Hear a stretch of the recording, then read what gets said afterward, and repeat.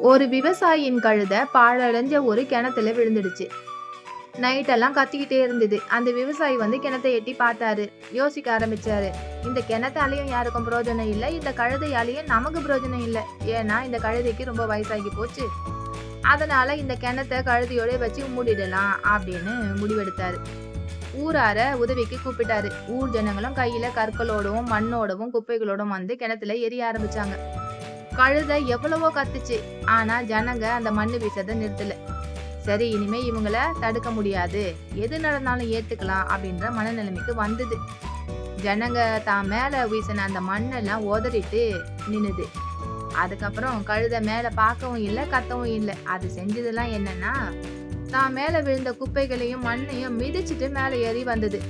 கொஞ்ச நேரம் ஆக ஆக என்ன ஒரு ஆச்சரியம், இந்த குப்பைகளும் மண்ணும் உயர உயர இந்த கழுதையும் மேல துள்ளி குதிச்சு வெளியில ஓடிடுச்சு.